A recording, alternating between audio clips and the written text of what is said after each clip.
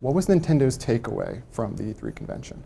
So the E3 event for us was a really strong event, and that's because we had the opportunity to showcase a wide range of software, all games that are coming in the very near future. Games like Super Mario 3D Land, games like Pikmin, the new Zelda game for the Nintendo 3DS. All of this content showed extremely well. We had fantastic reaction, and so for us, the buzz is very strong. And it wasn't just what happened in LA, because we took our products on the road and we shared them with consumers as well. So it was a very good time for us. It was a little different this year because one of the main attractions of E3 is always what's Nintendo doing, what's Microsoft doing, what's Sony doing. This year, Microsoft and Sony were showing off their brand new consoles, which we hadn't seen much of. But your brand new console has been on the market for a while already. We saw it first last year. So how is that different, coming in and saying, yeah, we know the other guys are making lots of news, but we've got games on the street and we've got some cool stuff. This is what we're doing. For Nintendo, we look at E3 differently every year. It's all about what are the products, what do we have to show, what's going to be the best way to show it. And so this year we made the decision not to do a big press event, instead to bring the media into our booth. And the reason for that was we had all this great software that we wanted people to play. I use the language, we wanted to minimize the time from good morning to play the game. And as a result, it really helped, I think, the broad media understand just how important content is in this business. Because if the content is strong, it'll drive the hardware, it'll drive the installed base of the platform.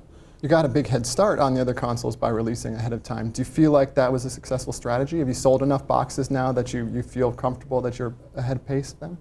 You know, being first to launch is simply a date on a calendar. Mm-hmm. It really doesn't mean much in the long term.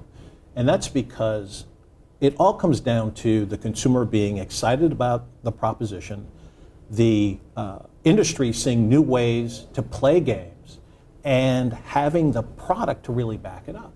And so we feel that we had a very strong holiday time frame.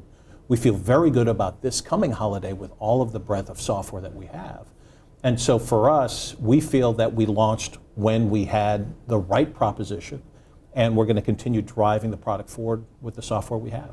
The other challenge of this situation, though, is so Nintendo launches the Wii U. It's your first high-definition console. It's very high-powered. Now, 6 months to a year later, when your competitors' products come out, specs-wise, they show up a lot faster, a lot more memory. Like when you look at the numbers, they come out far ahead. How big a problem is that of, well, we got out there first, so now our product looks maybe a little dated in comparison? You know, the processing power of the hardware really doesn't matter.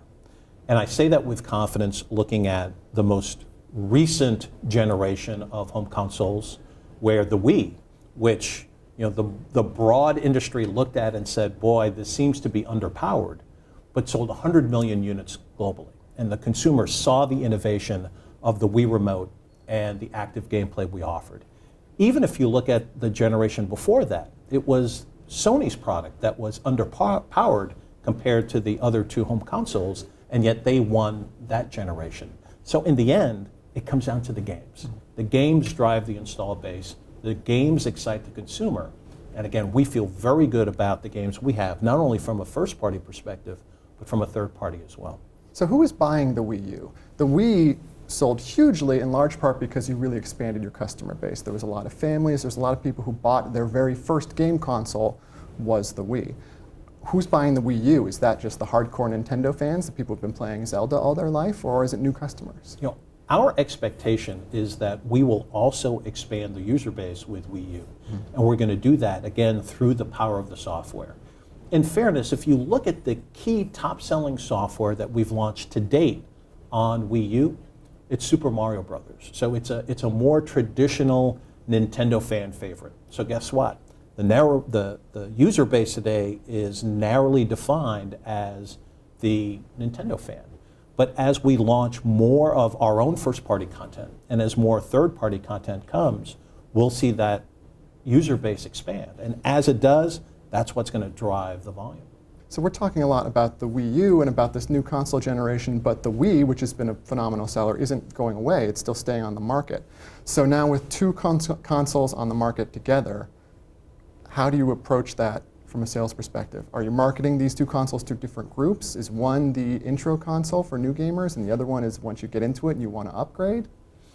What we see in this business is that there are always consumers who are what we call late adopters. So these are consumers either with younger kids just getting into that video game playing age, or maybe it's based on economic situation that they're just not able to spend $300 on a system plus $50, $60 each for a game. So these late adopting households are critically important. And for us, we give them some very significant advantages. If you buy a Wii, all of the games on the Wii also play on the Wii U. So you have a natural progression path.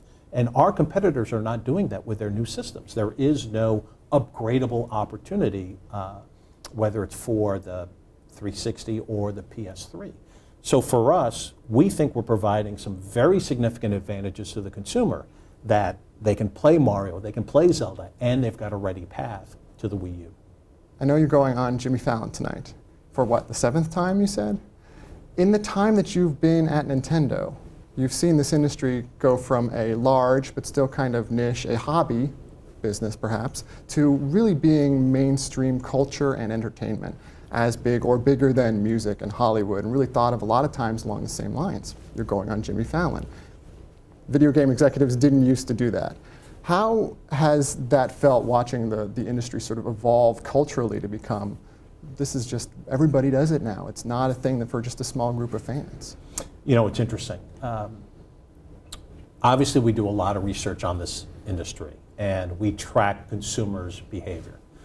When I joined Nintendo about 10 years ago, roughly speaking, about 1 out of every 3 consumers were playing video games of one sort or another.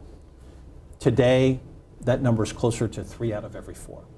So our industry is a mainstream industry. Our industry is something that across the population, people are participating in, and that feels great. With that, though, comes a responsibility, and it's our industry responsibility to make sure that we're providing that entertainment in ways that are culturally relevant, and make sure that we're empowering the parents to make smart decisions.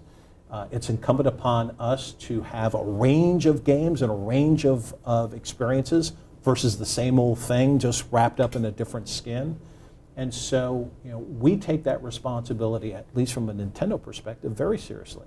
We spend a lot of time marketing family-friendly products. We spend a lot of time marketing to girls as well as to boys, a broad range population. And for us, driving the consumer base and having literally everyone be a potential gamer is critically important to our long-term success.